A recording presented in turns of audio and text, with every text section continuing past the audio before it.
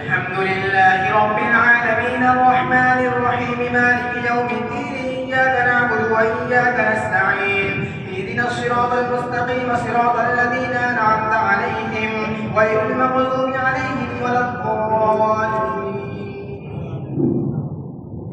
ليس البر أن تولوا وجوهكم قبل المشرق والمغرب ولكن البر من آمن بالله واليوم الآخر والملائكة والكتاب والنبيين وآتى المال على حبه ذوي القربى واليتامى والمساكين وابن السبيل والسائلين وفي الرقاب وأقام الصلاة وآتى الزكاة والموفون بعهدهم إذا عاهدوا والصابرين في البأساء والضراء وحين البأس أولئك الذين صدقوا وأولئك هم المتقون. يا أيها الذين آمنوا كتب عليكم القصاص في القتلى الحر بالحر والعبد بالعبد والأنثى بالأنثى ومن عفي له من أخيه شيء فاتباع بالمعروف وأداء إليه بإحسان ذلك تخفيف من ربكم ورحمة فمن اعتدى بعد ذلك فله عذاب أليم ولكم في القصاص حياة يا أولي الألباب لعلكم تتقون. كتب عليكم إذا حضر أحدكم الموت إن ترك خيرا الوصية للوالدين والأقربين بالمعروف حقا على المتقين من بدله بعدما سمعه فإنما إثمه على الذين يبدلونه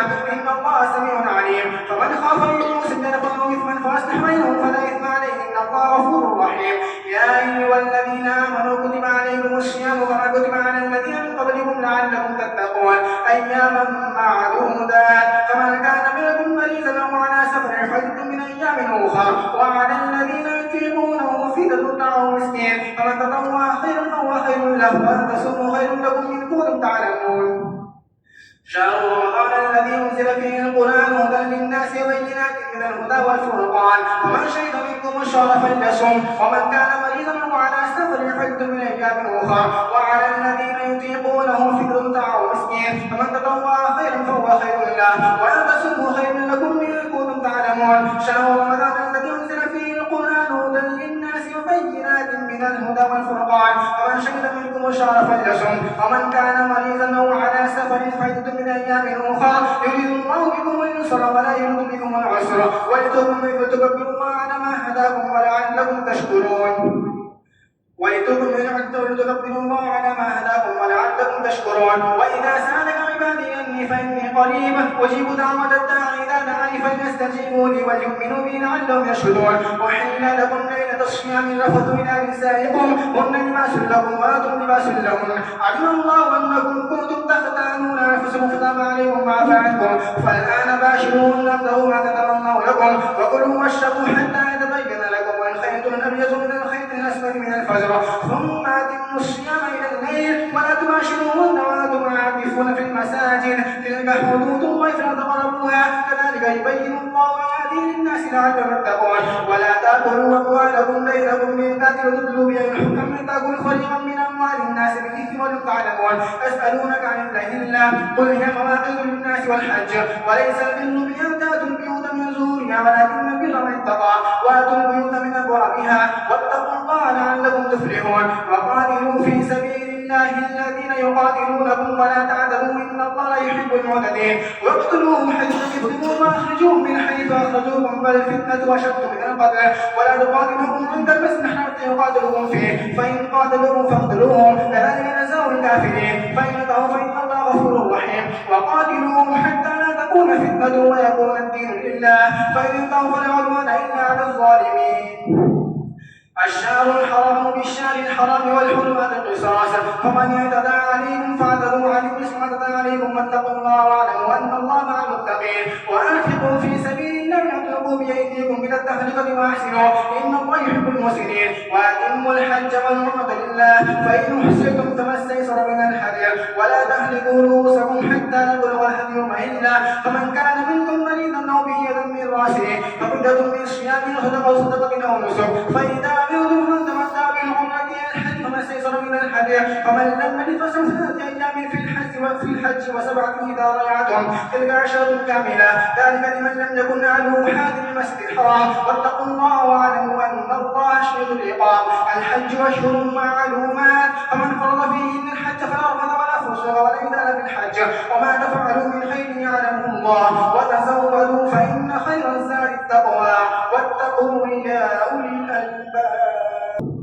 ليس عليكم جناح أن تبتغوا فضلا من ربكم فإذا أفضتم من عرفات فاذكروا الله عند المشعر الحرام واذكروا كما هداكم وإن كنتم من قبله لمن الضالين ثم أفيضوا من حيث أفاض الناس واستغفروا الله إن الله غفور رحيم فإذا قضيتم مناسككم فاذكروا الله كذكركم آباءكم أو أشد ذكرا فمن الناس من يقول ربنا آتنا في الدنيا وما له في الآخرة من خلاق ومنهم من يقول ربنا آتنا في الدنيا حسنة وفي الآخرة حسنة وقنا عذاب النار أولئك لهم نصيب مما كسبوا والله سريع الحساب واذكروا الله في أيام معدودات ومن تعجل في يومين فلا إثم عليه ومن تأخر فلا إثم عليه من اتقى واتقوا الله واعلموا أنكم إليه تحشرون ومن الناس من يعجبك قوله في الحياة الدنيا ويشهد الله على ما في قلبه وهو كلب الخصام وإذا تولى سعى في الأرض ليفسد فيها ويهلك الحرث والنسل والله لا يحب الفساد وإذا قيل له اتق الله أخذته العزة بالجسم فاسمه جهنم ولبئس المهاد ومن الناس من يشري نفسه ابتغاء مرضات الله والله رؤوف بالعباد يا أيها الذين آمنوا ادخلوا في السلم كافة ولا تتبعوا خطوات الشيطان إنه لكم عدو مبين فإن زللتم من بعد ما جاءتكم البينات فاعلموا أن الله عزيز حكيم هل ينظرون إلا أن يأتيهم الله في ظلل من الغمام والملائكة وقضي الأمر وإلى الله ترجع الأمور سل بني إسرائيل كما آتيناهم من آية بينة ومن يبدل نعمة الله من بعد ما جاءته فإن الله شديد العقاب زين للذين كفروا الحياة الدنيا ويسخرون من الذين آمنوا والذين اتقوا فوقهم يوم القيامة والله يرزق من يشاء بغير حساب كان الناس أمة واحدة فبعث الله النبيين وبشرين ومنذرين وأنزل معهم الكتاب بالحق ليحكم بين الناس فيما اختلفوا فيه وما اختلفوا فيه إلا الذين أوتوا من بعد ما جاءتهم البينات بغيا بينهم فهدى الله الذين آمنوا لما اختلفوا فيه من الحق بإذنه والله يهدي من يشاء إلى صراط مستقيم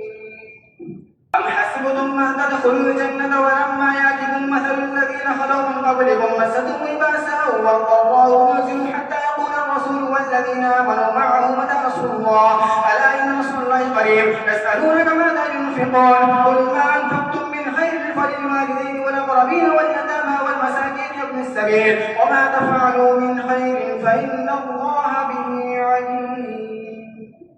كتب عليكم القتال وهو كره لكم وعسى أن تكرهوا شيئا وهو خير لكم وعسى أن تحبوا شيئا وهو شر لكم والله يعلم وأنتم لا تعلمون يسألونك عن الشهر الحرام قتال فيه قل قتال فيه كبير وصد عن سبيل الله وكفر به والمسجد الحرام وإخراج مال منه أكبر عند الله والفتنة أكبر من القتل ولا يزال قاتلونكم حتى يردوكم عن دينكم إن استطاعوا ولا يزال قاتلونكم حتى يردوكم عن دينكم إن استطاعوا ومن يرد منكم من دينه فيموت كافر فأولئك حبطت أعمالهم في الدنيا والآخرة وأولئك أصحاب النار هم فيها خالدون إن الذين آمنوا والذين هاجروا وجاهدوا في سبيل الله أولئك يرجون رحمة الله والله غفور رحيم يسألونك عن الخمر والميسر قل فيهما إثم كبير ومنافع للناس وإثمهما أكبر من نفعهما ويسألونك ماذا ينفقون قل العفو كذلك يبين الله لكم الآيات لعلكم تتفكرون في الدنيا والآخرة ويسألونك عن اليتامى قل إصلاح لهم خير وإن تخالطوهم فإخوانكم والله يعلم المفسد من المصلح ولو شاء الله لعلكم إن الله عزيز حكيم ولا تنكحوا المشركات حتى يؤمنا ولا أمة مؤمنة خير من مشركة ولو أعجبتكم ولا تنكحوا المشركين حتى يؤمنوا ولا عبد مؤمن خير من مشرك ولو أعجبكم أولئك يدعون إلى النار والله يدعو إلى الجنة والمغفرة بإذنه ويبين آياته للناس لعلهم يتذكرون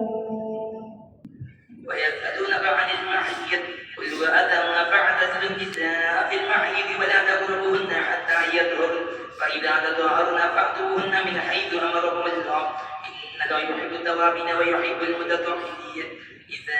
حرث لكم فاعدوا حرثكم أن شئتم فقدموا لأنفسكم واتقوا الله واعلموا أنكم ملاقوه وبشر المؤمنين ولا تجعلوا عرضا لأيمانكم أن تبروا وتتقوا وتصلحوا بين الناس ولو سميع عليم لا يؤاخذكم الله باللغو في أيمانكم ولكن يؤاخذكم بما كسبت قلوبكم والله غفور حليم للذين يؤلون من نسائهم تربص 4 أشهر الله فإنه غفور رحيم وإن عزموا الطلاق فإنه سميع عليم والمطلقات يتربصن بأنفسهن ثلاثة قروء ولا يحل لهن أن يبدن ما خلق الله في أرحامهن إن كن يؤمن بالله واليوم الآخر وبعولتهن أحق بالردين في ذلك إن أرادوا إصلاحا ولهن مثل الذي عليهن بالمعروف وللرجال عليهن درجة ولو عزيز حكيم. الطلاق مرتان فإمساك بمعروف أو تسريح بإحسان ولا يحل لهم أن تأخذوا مما آتيتموهن شيئا إلا أن يخافا ألا يقيما حدود الله فإن خفتم ألا يقيما حدود الله فلا جناح عليهما فيما افتدت به تلك حدود الله فلا تعتدوها ومن يتعدى حدود الله فأولئك هم الظالمون. فإن طلقها فلا تحل من بعد حتى تنكح زوجا غيره فإن طلقها فلا جناح عليهما أن يتراجعا إن أردنا أن يقيما حدود الله وتلك حدود الله يبينها لقوم يعلمون. وإذا طلقتم النساء فبلغن أجلهن فأمسكوهن بمعروف أو سرحوهن بمعروف ولا تمسكوهن ضرارا تعتدوا ومن يفعل ذلك فقد ظلم نفسه ولا تتخذوا آيات الله هزوا واذكروا نعمة الله عليكم وما أنزل عليكم من الكتاب والحكمة يعظكم به واتقوا الله واعلموا أن الله بكل شيء عليم.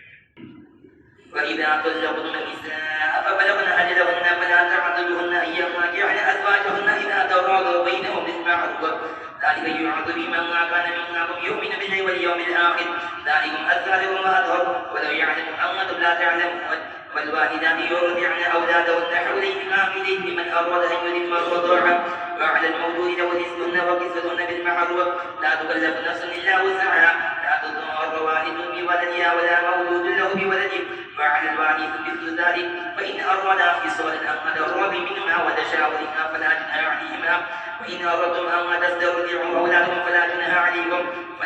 عليكم إذا سلمتم ما آتيتم بالمعروف واتقوا الله واعلموا أن الله بما تعملون بصير. والذين يتوفون منكم ويذرون أزواجا يتربصن بأنفسهن 4 أشهر وعشرا فإذا بلغن أجلهن فلا جناح عليكم فيما فعلن في أنفسهن بالمعروف والله بما تعملون خبير.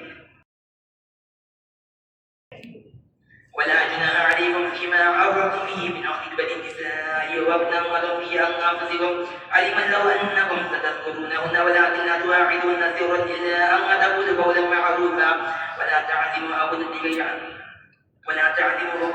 حتى يبلغ حلاوة ولا جناح عليكم فيما عرضتم به من خطبة النساء وابنغتم في أنفسكم علم الله أنكم ستذكرونهن ولكن لا تواعدوهن سرا إلا أن تقولوا قولا معروفا ولا تعزموا عقدة النكاح حتى يبلغ الكتاب أجله واعلموا أن الله يعلم ما في أنفسكم فاحذروا واعلموا أن الله غفور حليم. لا جناح عليكم إن طلقتم النساء ما لم تمسوهن أو تفرضوا لهن فريضة ومتعوهن على الموسي قدره وعلى المقتدر قدره بداعا بالمعروف حقا على المحسنين. وإن طلقتموهن من قبل أن تمسوهن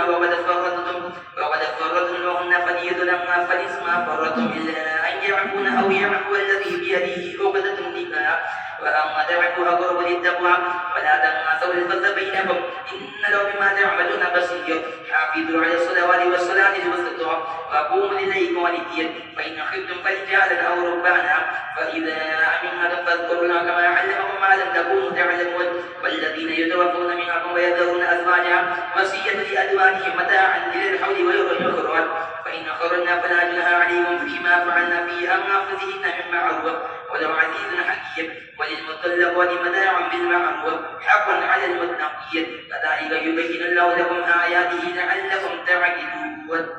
ألم تروا إلى الذين خرجوا من ديارهم وهم ألوف حذروا الموت فقال لهم موتوا ثم أحياهم إن الله لذو فضل على الناس ولكن أكثر الناس لا يشكرون. وقالوا في سبيل الله واعلموا أن الله سميع عليم. من هذا الذي يقرض الله قرضا حسنا فيضاعفه له أضعافا كثيرا ولو يقبض ويبسط وإليه ترجعون. ألم تر إلى الملأ من بني إسرائيل من بعد موسى إذ قالوا لنبي له ابعث لنا ملكا نقاتل في سبيل الله قال هل عسيتم إن كتب عليكم القتال ألا تقاتلوا قالوا وما لنا ألا نقاتل في سبيل الله وقد أخرجنا من ديارنا وأبنائنا فلما كتب عليهم القتال تولوا إلا قليلا منهم ولو عليم بالظالمين. فقال لهم نبيهم إن قد بعث لكم طالوت ملكا قالوا أنى يكون له الملك علينا ونحن أحق بالملك منه ولم يؤت سعة من المال قال إن الله اصطفاه عليه وزاده بسطة في العلم والجسم ولو يؤتي ملكه من يشاء ولو قاتل عليم. فقال لهم نبيهم إن آية ملكه أن يأتيكم التابوت فيه سكينة من ربكم وبقية مما ترك آل موسى وآل هارون تحمله الملائكة إن في ذلك لآية لكم إن كنتم مؤمنين.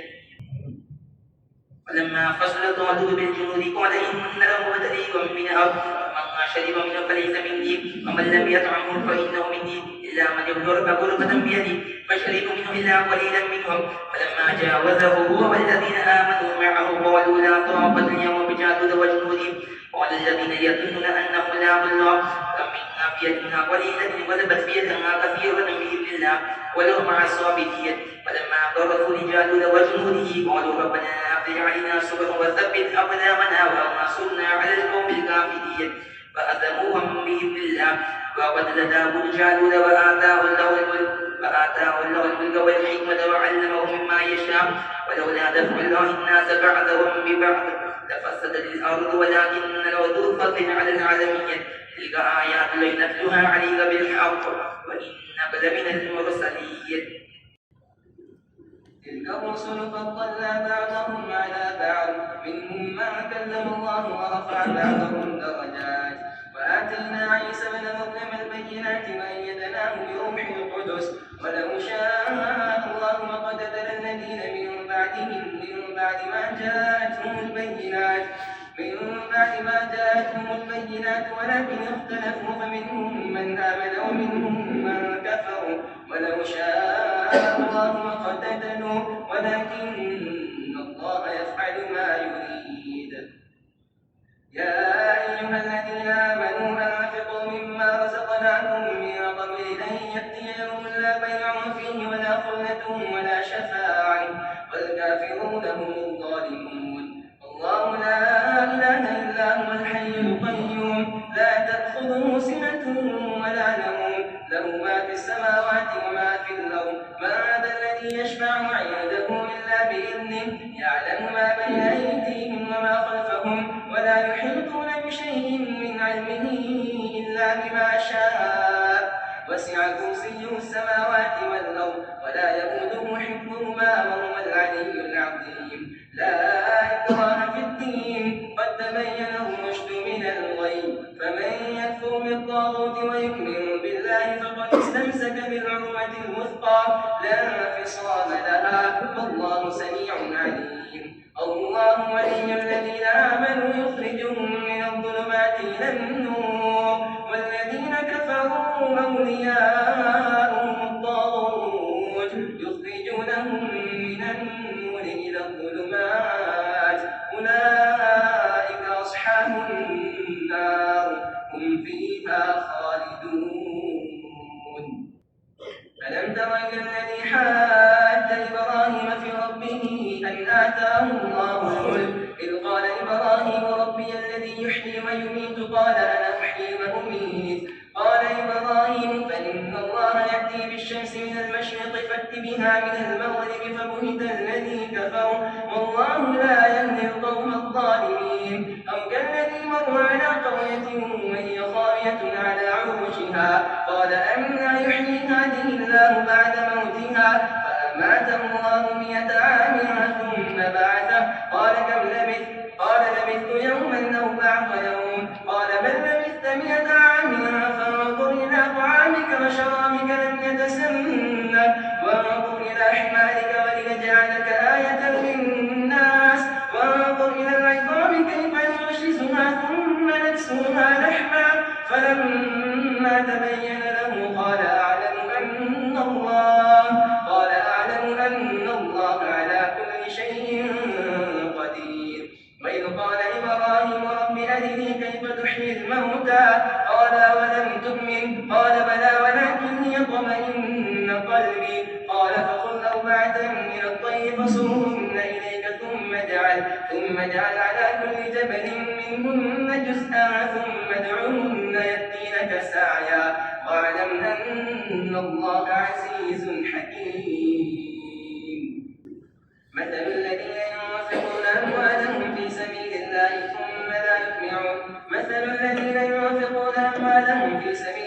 كمثل حبة أنبتت 7 سنابل في كل سنبلة 100 حبة والله يضاعف لمن يشاء والله واسع عليم. الذين ينفقون أموالهم في سبيل الله ثم لا يتبعون ما أنفقوا منا ولا أذى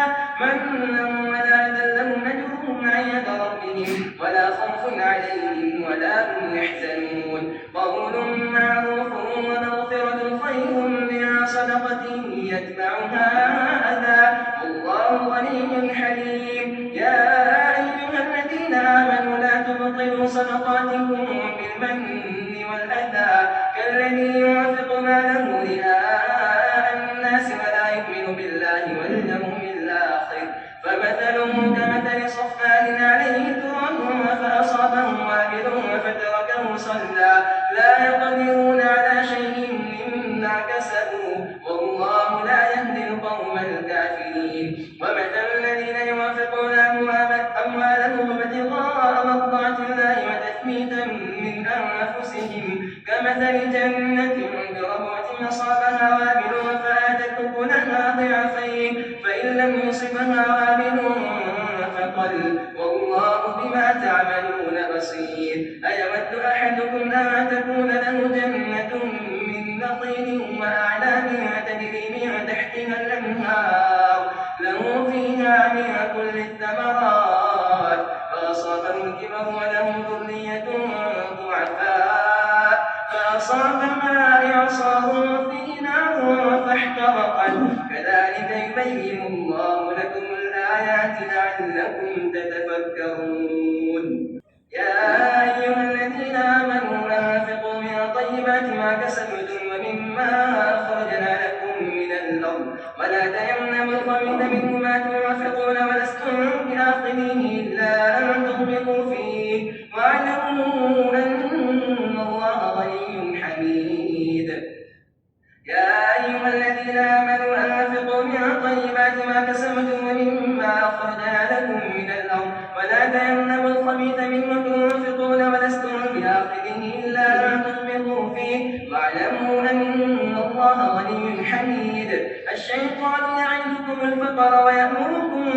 بالفحشاء والله يعدكم مغفرة منه وفضلا والله واسع عليم. يؤتي الحكمة من يشاء ومن يؤت الحكمة فقد أوتي خيرا كثيرا وما يذكر إلا أولو الألباب. وما أنفقتم من نفقة أو نذرتم من نذر فإن الله يعلمه وما للظالمين من أنصار. إن تبدوا الصدقات فنعما هي وإن تخفوها وتؤتوها الفقراء فهو خير لكم ويكفر عنكم من سيئاتكم والله بما تعملون خبير. ليس عليك هداهم ولكن الله يهدي من يشاء وما تنفقوا من خير فلأنفسكم وما تنفقون إلا ابتغاء وجه الله وما تنفقوا من خير يوفى إليكم وأنتم لا تظلمون. للفقراء الذين أحسروا في سبيل الله لا يستطيعون ضربا في الأرض يحسبهم الجاهل أغنياء من التعفف تعرفهم بسيماهم لا يسألون الناس إلحافا وما تنفقوا من خير فإن الله به عليم. الذين ينفقون أموالهم بالليل والنهار سرا وعلانية فلهم أجرهم عند ربهم ولا خوف عليهم ولا هم يحزنون. الذين يأكلون الربا لا يقومون إلا كما يقوم الذي يتخبطه الشيطان من المس ذلك بأنهم قالوا إنما البيع مثل الربا وأحل الله البيع وحرم الربا فمن جاءه موعظة من ربه ربه فاعتها فله ما سلف وأمره إلى الله ومن عاد فأولئك أصحاب النار هم فيها خالدون يمحق الله الربا ويربي الصدقات والله لا يحب كل كفار أثيم إن الذين آمنوا وعملوا الصالحات وأقاموا الصلاة وآتوا الزكاة لهم أجرهم عند ربهم ولا خوف عليهم ولا هم يحزنون يا أيها الذين آمنوا اتقوا الله وذروا ما بقي من الربا إن كنتم مؤمنين فإن لم تفعلوا فأذنوا بحرب من الله ورسوله وإن تبتم فلكم رؤوس أموالكم لا تظلمون ولا تظلمون وإن كان ذو عسرة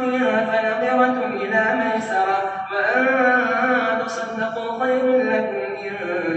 كنتم تعلمون واتقوا يوما ترجعون فيه إلى الله ثم توفى كل نفس ما كسبت وهم لا يظلمون يا أيها الذين آمنوا إذا تداينتم بدين إلى أجل مسمى فاكتبوه وليكتب بينكم كاتب بالعدل ولا يأم كاتب أن يكتب كما علمه الله فليكتب وليملل الذي عليه الحق وليتق الله ربه ولا يبخس منه شيئا فإن كان الذي عليه الحق سفيها أو ضعيفا أو لا يستطيع أن يمله فليملل وليه بالعدل واستشهدوا شهيدين من رجالكم فإن لم يكونا رجلين فرجل وامرأتان أن ترضى يا أيها الذين آمنوا إذا تداينتم بدين إلى أجل مسمى فاكتبوه وليكتب بينكم كاتب بالعدل ولا يأم كاتب أن يكتب كما علمه الله فليكتب وليملل الذي عليه الحق وليتق الله ربه ولا يبخس منه شيئا فإن كان الذي عليه الحق سفيها أو ضعيفا أو لا يستطيع أن يمله فليملل وليه بالعدل واستشهدوا شهيدين من رجالكم فإن لم يكونا رجلين فرجل وامرأتان ممن ترضون من الشهداء أن تضل إحداهما فتذكر إحداهما الأخرى ولا يأبى الشهداء إذا ما دعوا ولا تسأموا أن تكتبوه صغيرا أو كبيرا إلى أجله ذلكم أقسط عند الله وأقرب للشهادة وأدنى ألا ترتابوا إلا أن تكون تجارة حاضرة تديرونها بينكم فليس عليكم جناح ألا تكتبوها وأشهدوا إذا تبايعتم ولا يضار كاتب ولا شهيد وإن تفعلوا فإنه فسوق بكم واتقوا الله ويعلمكم الله والله بكل شيء عليم وإن كنتم على سفر ولم تجدوا كاتبا فرهان مقبوضة فإن من بعضكم بعضا فليؤدي الذي اؤتمن أمانته وليتق الله ربه ولا تكتموا الشهادة ومن يكتمها فإنه آثم قلبه والله بما تعملون عليم لله ما في السماوات وما في الأرض وإن تبدوا ما في أنفسكم وتخفوه يحاسبكم به الله فيغفر لمن يشاء ويعذب من يشاء والله على كل شيء قدير آمن الرسول بما أنزل إليه من ربه والمؤمنون كل آمن بالله وملائكته وكتبه ورسله لا نفرق بين أحد من رسله وقالوا سمعنا وأطعنا غفرانك ربنا وإليك المصير لا يكلف الله نفسا إلا وسعها لها ما كسبت وعليها ما اكتسبت ربنا لا تؤاخذنا إن نسينا أو أخطأنا ربنا ولا تحمل علينا إصرا كما حملته على الذين من قبلنا ربنا ولا تحملنا ما لا طاقة لنا به واعف عنا واغفر لنا وارحمنا أنت مولانا فانصرنا على القوم الكافرين ألف لام الله لا إله إلا هو الحي القيوم نزل عليك الكتاب بالحق مصدقا لما بين يديه وأنزل التوراة والإنجيل من قبل هدى للناس وأنزل الفرقان إن الذين كفروا بآيات الله لهم عذاب شديد والله عزيز ذو انتقام إن الله لا يخفى عليه شيء في الأرض ولا في السماء هو الذي يصوركم في الأرحام كيف يشاء لا إله إلا هو العزيز الحكيم هو الذي أنزل عليك الكتاب منه آيات محكمات هن أم الكتاب وأخر متشابهات فأما الذين في قلوبهم زيغ فيتبعون ما تشابه منه ابتغاء الفتنة وابتغاء تأويله وما يعلم تأويله إلا الله والراسخون في العلم يقولون آمنا به كل من عند ربنا وما يذكر إلا أولو الألباب ربنا لا تزغ قلوبنا بعد إذ هديتنا وهب لنا من لدنك رحمة إنك أنت الوهاب ربنا إنك جامع الناس ليوم لا ريب فيه إن الله لا يخلف الميعاد إن الذين كفروا لا تغني عنهم أموالهم ولا أولادهم من الله شيئا وأولئك هم وقود النار كدأب آل فرعون والذين من قبلهم كذبوا بآياتنا فأخذهم الله بذنوبهم والله شديد العقاب قل للذين كفروا ستغلبون وتحشرون إلى جهنم وبئس المهاد قد كان لكم آية في فئتين التقتا فئة تقاتل في سبيل الله وأخرى كافرة يرونهم مثلهم رأي العين والله يؤيد بنصره من يشاء إن في ذلك لعبرة لأولي الأبصار زين للناس حب الشهوات من النساء والبنين والقناطير المقنطرة من الذهب والفضة والخيل المسومة والأنعام والحرث ذلك متاع الحياة الدنيا والله عنده حسن المآب قل أنبئكم بخير من ذلكم للذين اتقوا عند ربهم جنات تجري من تحتها الأنهار خالدين فيها وأزواج مطهرة ورضوان من الله والله بصير بالعباد الذين يقولون ربنا إننا آمنا فاغفر لنا ذنوبنا وقنا عذاب النار الصابرين والصادقين والقانتين والمنفقين والمستغفرين بالأسحار شهد الله أنه لا إله إلا هو والملائكة وأولو العلم قائما بالقسط لا